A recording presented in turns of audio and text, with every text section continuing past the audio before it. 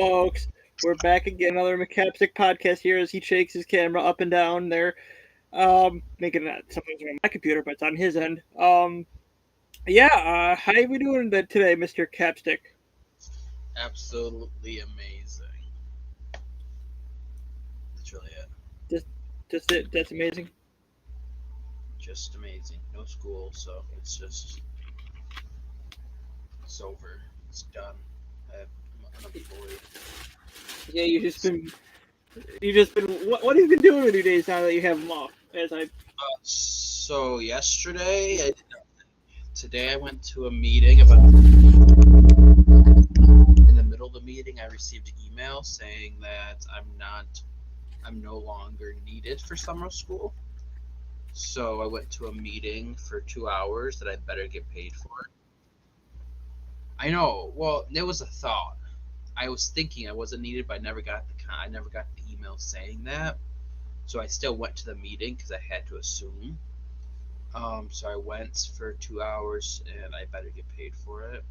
And then I came, grocery shopping. Then watched The Boys on Amazon. Pretty good series. I'd recommend it. Yeah, got these things here. Oh. I think you know what they are. It's most definitely gonna be recorded, and it's gonna be up on it's gonna be on your social medias. It better be because It has to be. I mean, I'm just trying to. I'm hoping not to break anything or like injure somebody too bad. I'll tell you where Grace's dad sits. So I'm not gonna whip the thing. I'm not gonna like Josh Allen that thing and just piss missile.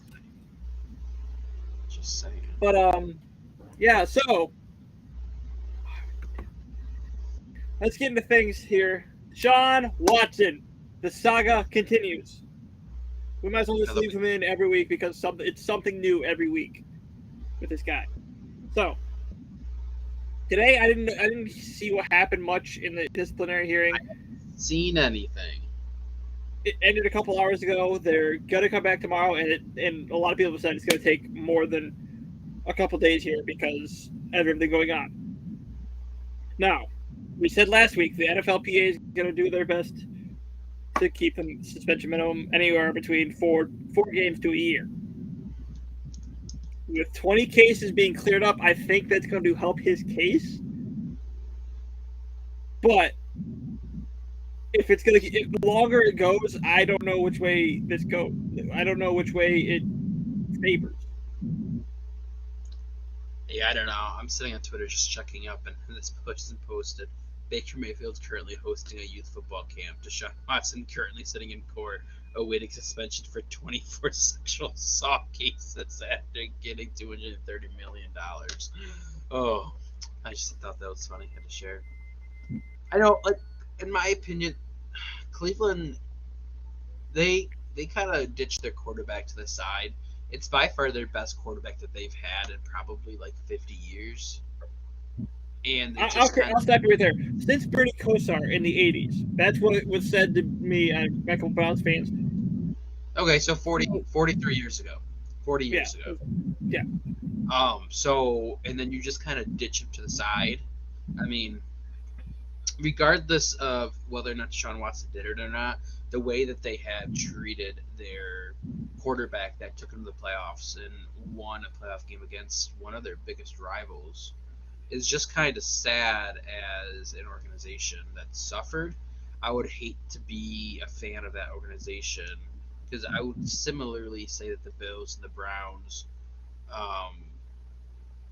teams overall in the past 20 years, our lifetime, has been similarly suffered. And then you can look at the two ways the teams have gone the past, I would say like 4 or 5 months. You can just look how much different the Bills are run, ownership, general manager, and coach wise compared to the Browns, and it's so important to have a good coaching staff and a good culture. So I don't even know what kind of culture they're trying to put into of that organization in that locker room. Even if it's all alleged and it's not real, how can a culture be successful with that man inside is just very, very interesting. I And can. It's gonna be a messed up. What I'm saying is messed up, but I can. yeah, I know what you're getting at. He's a fighter.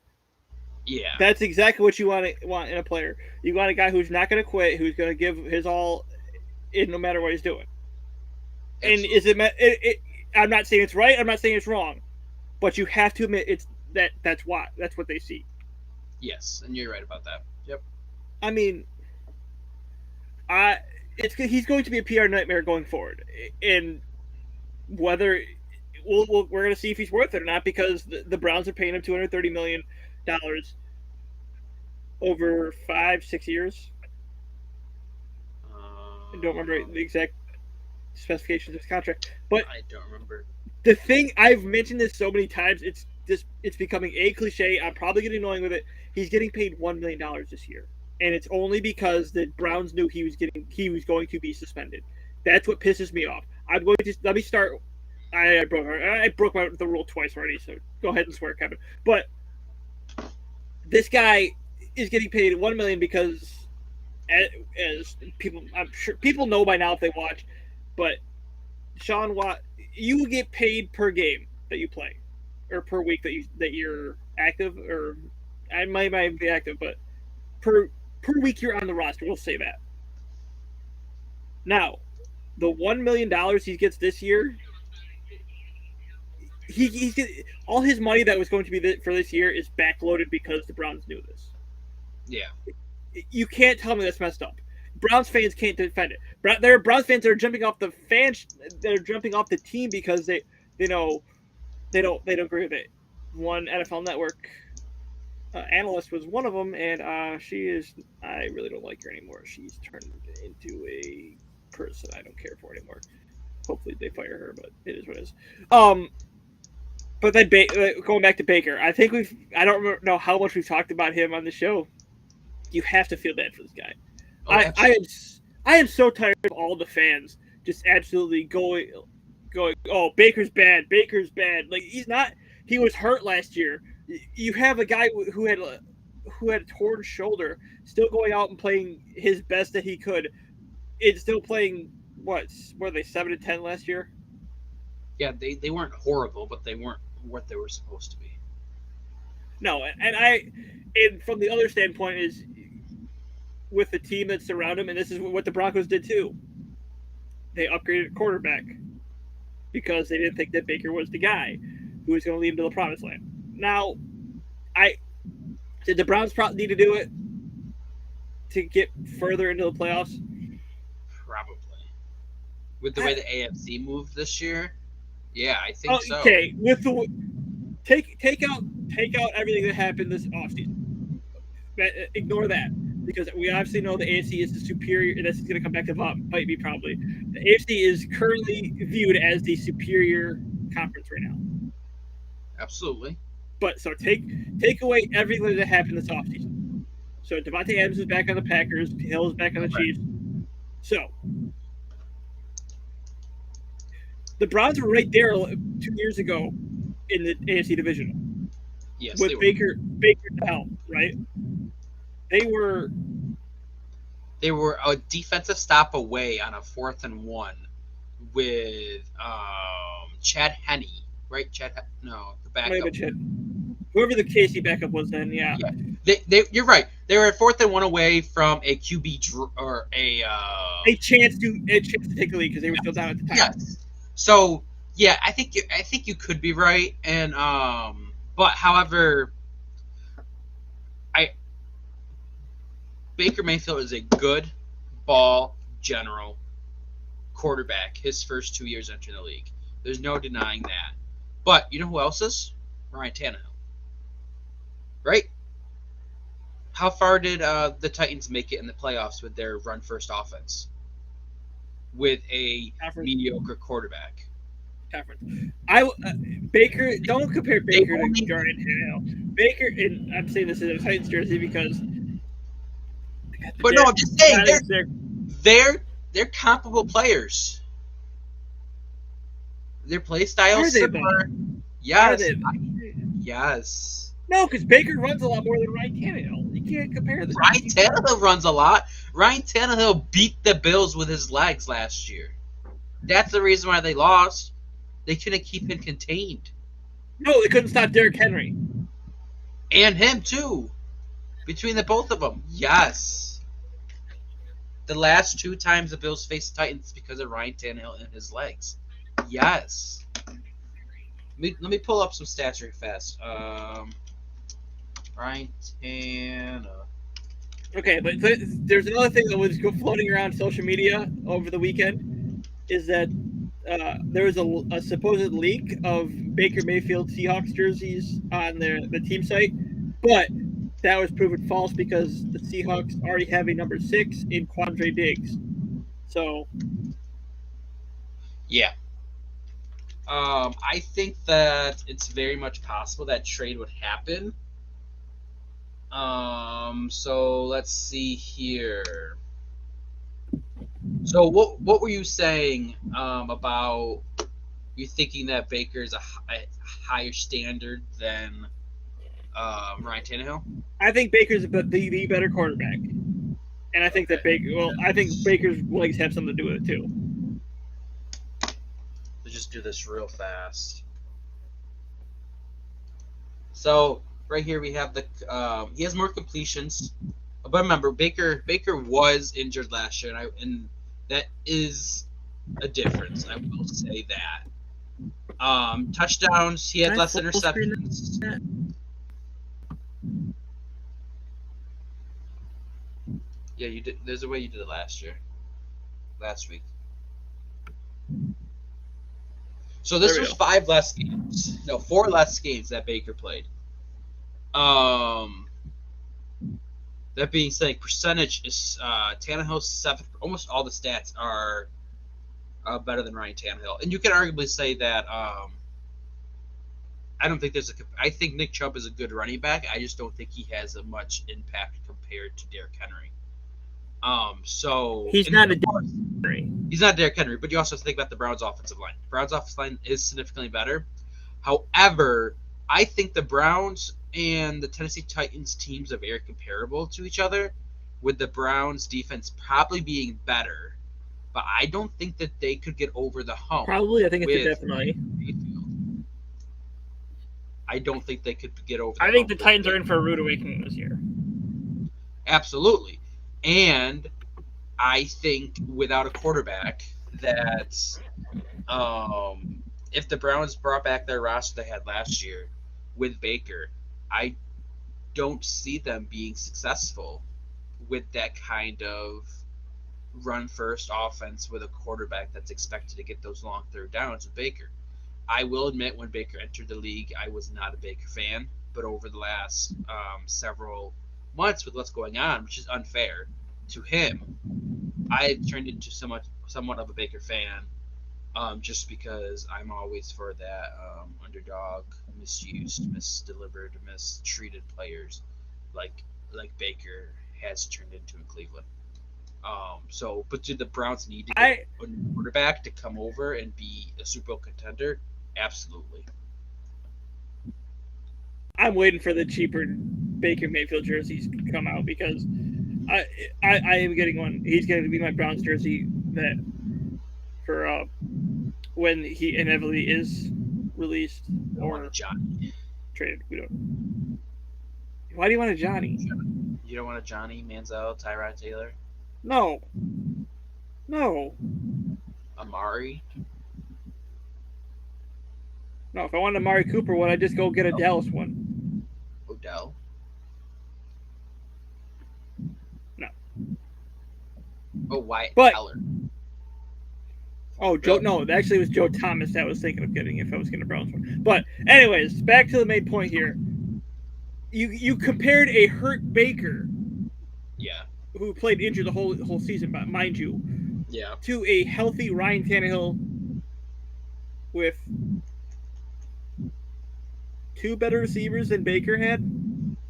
Yeah, but the defense aren't comparable though. The defense doesn't matter because you're playing off. We're talking about offense. We're talking about the offense. Yeah, but I'm talking about playoff expectation / performance. Yeah. Okay. And I don't think either of those two teams. I think they're very comparable. Those two teams. I think the teams in what they want to do. They want to run the ball first, and they want to get play action and get the ball down the field. Yes, because they have two of the best running backs in the league. Granted, absolutely. And I don't think that's successful in the league at all, especially with a Ryan Tannehill quarterback or a Baker Mayfield. And Derrick Henry is not. There's only one back you can really compare to Derrick Henry right now, and it's Jonathan Taylor. But Jonathan Taylor could do more. Like, Derrick Henry's not catching the ball. No, yeah. Jonathan Taylor is that all-down back. All-down back, really. Derrick Henry can't play third down because he's not catching balls. No, he's not. And I mean, it's kind of really funny when they come out in the field and Derrick Henry's not out there. What are they going to do most likely? The ball. Because their backups aren't that great either. I mean, Dante Foreman was pretty good last year. Yeah. Well, also he also had all the reps when Derrick Henry was out. Then you just can't completely change a scheme. I mean, there's plays. There's only 1 week to change a whole playbook, and you can't do that when 90% of your plays are two dropbacks. You hand the ball to a 6'6", 270-pound man running the ball full force with arms that are made of steel.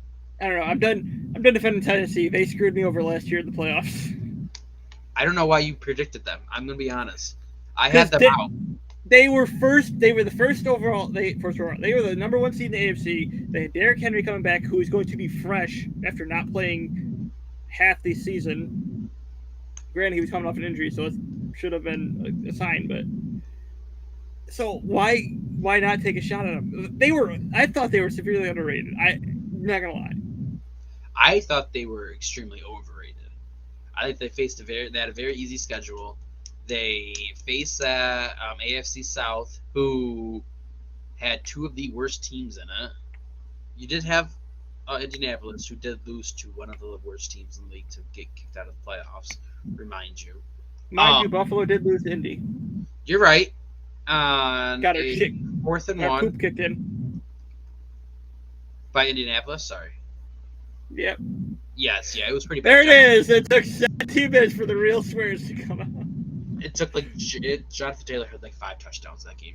It was a little ridiculous. I remember watching. I was very frustrated, but not as frustrated as when the Bills lost to the Titans in that Monday Night Football game, and Josh Allen jumped for that first down and they didn't get it. Very, very frustrating. Mind you, I will argue to the death. I will give Josh Allen that ball 10 because 9 times out of 10 he makes it. Absolutely. After I was really pissy about it, I can admit that. Now, another thing, going back to the Tampa Bay game, do you think they kicked it knowing what they knew earlier in the year against the Titans? Because of the backlash that happened. I just watched that game too. The Tampa Bay game. I literally just watched. It was on TV and I just watched it. I don't remember that play that you're talking about.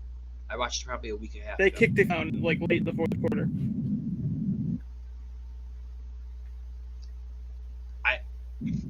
I think that was a safer option. But also look at the momentum of that game though. The Bills are down 17-3. They tied it in overtime. Sorry, 27-3. They tied it 30-30 going into overtime. It was 27-27 going into overtime. Oh, 27-27. Okay, so the Bills had 24 unanswered points. The momentum of that game was unreal. Turned. I feel like in the coaching head staff, you don't get that. Momentum switches back, and then you possibly don't get that stop to go into overtime. However, if you get that field goal, momentum's still on your side. You take that ball into overtime and you march it down the field. I can see how it goes both ways, but also it's hypothetical anyways because they ended up losing the game. But I think one of the most underrated games the Bills had this year. I think you had to go for it there. I think that was your time. You scored 21 unanswered. Why not rolling there and give Josh a shot again for redemption? But if you don't get it, momentum's halted. If you don't get it, game's over. Either way. But it gives you a chance to breathe, and that's something that, and like you just said, is that something they learned against Tennessee? In overtime, it gives you a second opportunity. If you don't get the fourth down, it's over. You can't do anything about it. If you take it to overtime, you have that chance. Of course, Overtime didn't really look good for the Bills this year. I think they went twice and they lost both games. However, they did get the ball first. No, they did get the ball back though against Tampa. I don't think they got it first. I think they did get it first because I think Tampa scored a touchdown after the punt. I don't remember, but either way, the Bills had the ball and they couldn't do anything with it. Which I also think is a Brian Daboll fault. I think that the offense is going to be much better without Brian Daboll running play by play. Kevin, it's your pick for the bank. You guys, I will have my article out sometime this week, probably Friday, so I can get the views June. But makes sense. Oops, didn't mean to do that. So Kevin, I'll let you take it away. Perfect. I don't know how to make this it, but I can't make it. You got to do that.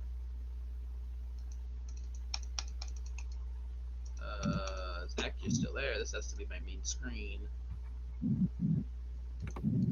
Thanks. Okay, perfect. So, Money in the Bank. The first match on this list is the men's Money in the Bank. You have Seth Rollins, Drew McIntyre, Sheamus, Omos, Sami Zayn, Riddle, and one more to be determined. I thought Riddle was that last person last night, but it doesn't matter. I have Rollins winning that match. I think he's due for a pay-per-view win. I don't think he's won in a pay-per-view in a very, very long time. The women's Money in the Bank ladder match, to me, is a bigger toss-up. You have Alexa Bliss, Liv Morgan, Lacey Evans, Asuka, Rodriguez, Shotzi, and Becky Lynch. I can see them doing a couple different things here. I could see Lacey Evans winning this because she did have a big push before her pregnancy. You have Rodriguez, who I think is a great young women's wrestler, and then you have Liv Morgan. And I was on the Liv Morgan bandwagon push last summer when we all thought it was coming, but I think it's now actually on its way. Liv Morgan wins the Money in the Bank, and I think could something happen where there's a cash in that night? I'm not predicting. I'm just saying. The Raw Women's Championship, Bianca versus Carmella. Again, WWE has booked themselves in a corner where there's only 3 or 4 viable women's options. And so, that being said, Bianca takes it and retains the title. SmackDown Women's Champion Ronda versus Natalya. I have a true fandom of Natalya. She's one of the longest tenured WWE superstars on the roster, men or female, and I feel like she deserves a run. However, I don't think that happens today as much as I would love it to. I think she deserves it. She's there week in, week out, and she has that family legacy that I think should take her somewhere. But however, WWE has not gone that direction. You have the United States Championship match, Theory versus Bobby Lashley. I mean, you got to do Theory for the win here because you're going to have John Cena versus Theory at SummerSlam. I just don't know how it's going to happen. I don't see Theory outright beating Bobby Lashley. So I think there's going to be some kind of interference, sketchiness, DQ, something that happens to where Theory wins cheaply, and then John Cena gets introduced because Theory isn't hustle, loyalty, respect. SmackDown Tag Team Championship, you have both unified. You have the Usos versus the Street Profits. I don't think the run ends for the Usos. I think this isn't all the matches. Where's the rest of the matches? So I have, of course, I have the Usos winning. That's because why would I not have the Usos winning that match? I think someone's going to have to hold on to that title. Um, and they're gonna be the of right here. That is all the matches. Wow, that's a very short card. So for some reason, I thought that you're gonna have Brock versus Roman at Money in the Bank, but no, they must be saving that for SummerSlam. Because why would they defend the titles? Why would they defend Someone the doesn't pay titles? attention. Yeah, but I was just more shocked because this is only like the third pay-per-view in a row where we haven't seen the two major men's titles being defended. So that's all right. Clearly, they're doing really good. Once ends on Saturday, he'll take the titles off of Roman or Brock, whoever wins the SummerSlam. So no harm, no foul. Absolutely. So where do we go for? Oh, Yankees update. So Yankees split against the Yankees split against the Astros. The offense needs to get going because that was abysmal on Saturday with the no hitter. They had pretty much nothing going most of the night. I believe Sunday they didn't have a hit until the seventh inning, and somehow found their way to win that game. But right now I believe they've played 74 games and they've only lost 19. They've lost 20, excuse me. So, I mean, this is a team that they're right up there right now. They're on pace for like 98. I'm sure I've said that before, but hoping for a repeat of 98. Yeah. So I'm switching the topic to our last discussion for the day, and we'll switch to hockey. Some person wrote an article. Sean O'Leary posted a superlative for this past season, for the NHL season, and they had the breakout player, and he had Tage Thompson coming out with the breakout player, which is which is good for the team. He also had the best fit with the new team. He had Alex Tuck as a nominee, but he did not win,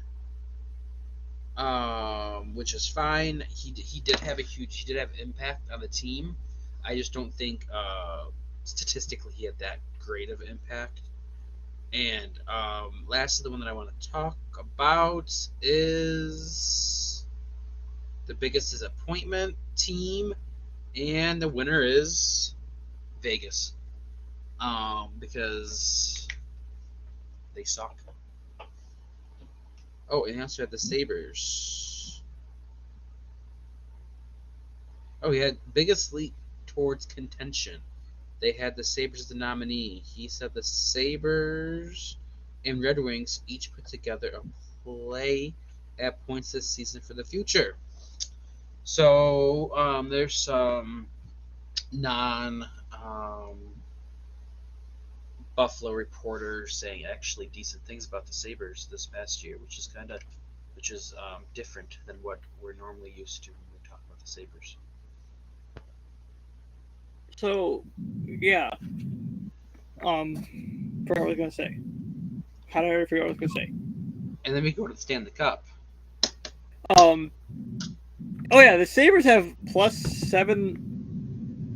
I think +7,000 to win the cup next year, which that was but like I thought they were up there a bit for a team that has made the playoffs. I think they're about 19th best odds, something like that.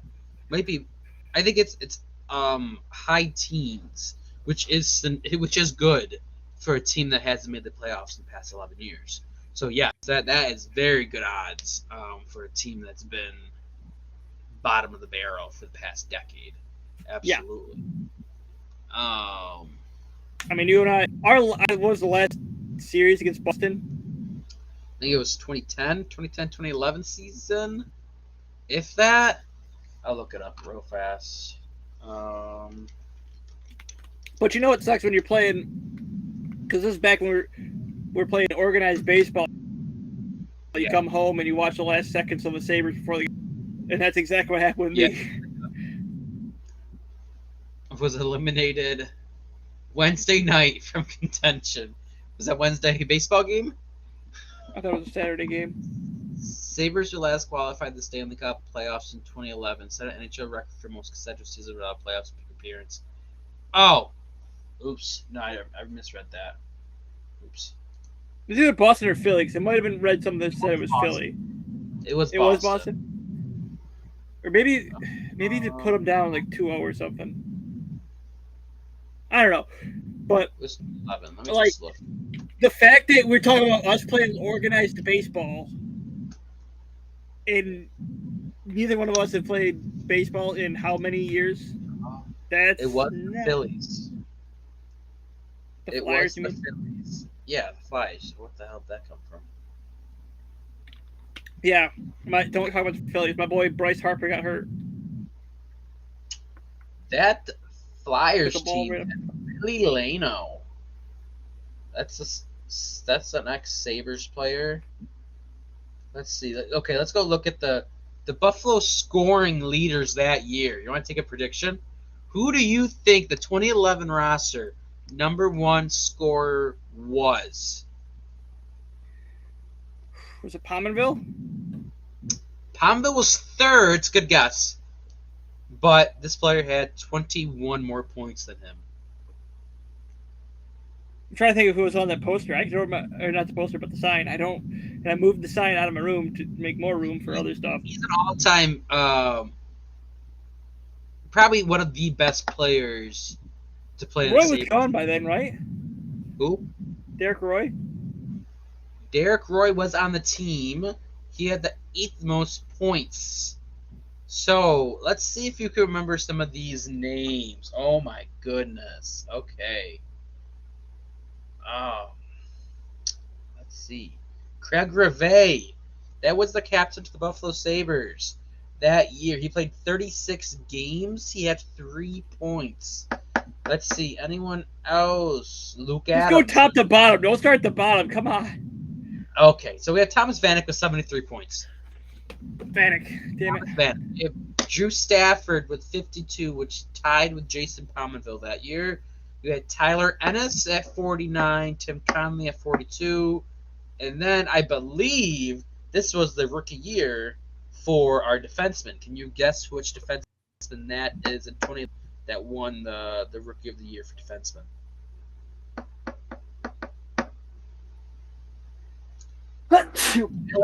I have Tyler no guess. Myers. Tyler Myers, number 57 for the Sabres. Let's see. Jordan Leopold. Wow, these are some old names. Wow, Derek Roy with 35 points. Wow. Robin Niedermeyer. Wow. Wow, Patrick Lalime had 1 point that year. Matt Ellis had 0 points with a -4. Holy moly. Wow.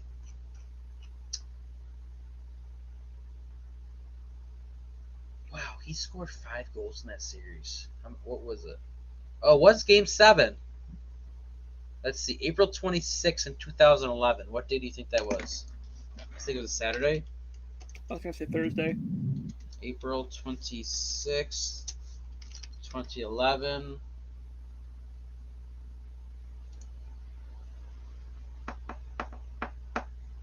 It was a Tuesday.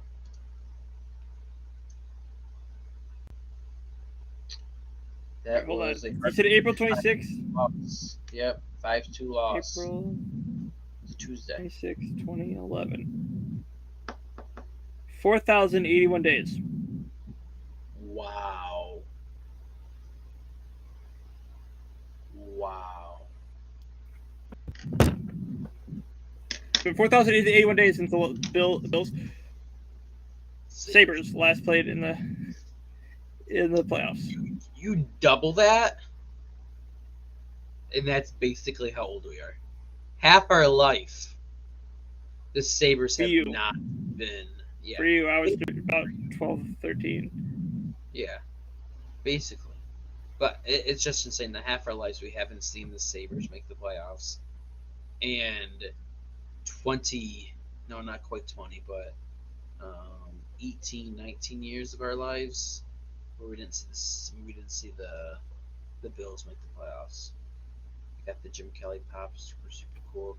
Oh, let's go to that Stanley Cup I was final. going So to we find big, but yeah, I was going to wait, but you're taking too long. I don't want to hold these much longer. So, yeah, Stanley Cup. My heart's broken again because be broken. Like I would get it if like your favorite team lost, like the Sabres, the Capitals. I hate Stan Kroenke. He's words I can't say on air. I wouldn't have been happy if the Lightning won a third in a row. That's not. I would fun. rather. That's I not would fun. rather the Lightning win 3 in a row than Stan Kroenke ever get another trophy again, and he's won 2 this year. Colorado in general, because they just won 2 weeks ago in Buffalo. Who really cares about the NLL? Okay, I'm just saying it meant a lot for Buffalo. It would have, yeah, because we haven't had a trophy in how many years? It's been since the 60s. What's happened to the city in general, but just in general. Hey, so the fact they won 2 championships in the amongst weeks, and I just want the Buffalo to win one, and you're just like, who cares about the NLL? I do. Kevin, That's a trophy. Kevin, name one player on the Bandits without googling it.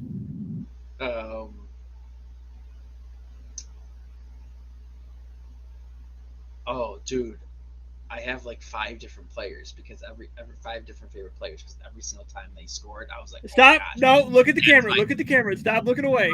Stop looking away because you're googling it. No, time's up. Time's up. Time's up. Time is up. It doesn't matter. That doesn't matter. Name me 16 players on the Minnesota Wild. Yeah, you don't know. They're not one of my favorite teams. I don't care. Okay, 16 Parise, players that's all I know. Capitals. They're not my favorite team. That's so. Capitals probably, are favorite. I could come close, but no, they're not. No, they're not my favorite. Yours are. Would you just blow TJ Oshie? Whatever you want. Oshie, huh? You're right, Oshie. Whatever. Oshie, Ovi, Wilson, Kuznetsov. Kuznetsov.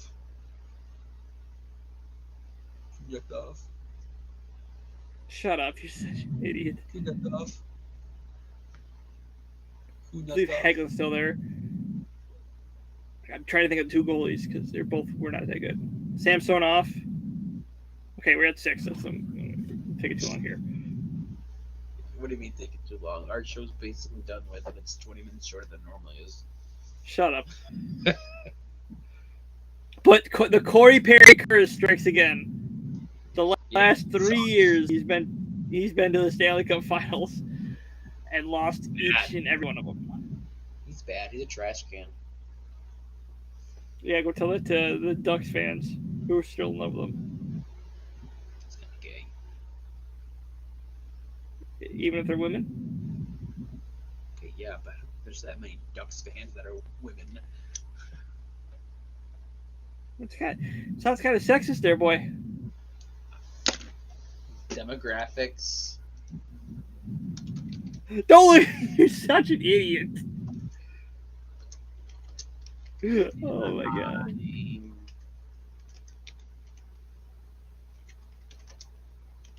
Duck fans. Type Anaheim Ducks because it might get Oregon.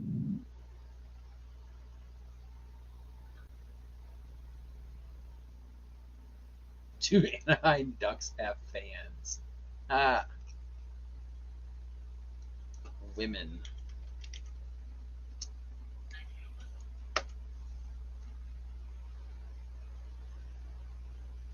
Okay, well, whatever. I guess they do exist because they do make T-shirts for them. But I don't think they're that popular. All right, so I was doing a lot of driving this weekend, and I saw this where on WGR they made teams of the best Buffalo and Bills and Sabres drought teams, best players at each position during the drought. I think that'd be something interesting we could do to pass along time, maybe during a very slow episode, like something like today. For example. We're doing slow. We're at 40 minutes. It's usually what we're at normally. Yeah, but like honestly, we just kind of ranted about the Browns and about Sean Watson, a pervert, and Baker Mayfield deserves better, but yet still kind of sucks at football.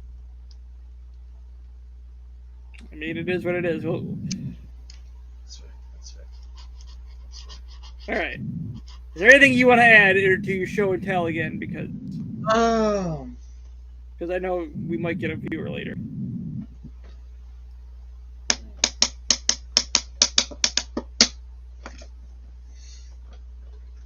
I have this. Your spray bottle? Yeah, it's for my cats, and they are assholes. Well, Kevin made it 41 minutes. 42, most exactly. All right. Is there anything else you need to add this week, Kevin, before we sign off? No, I think that's it.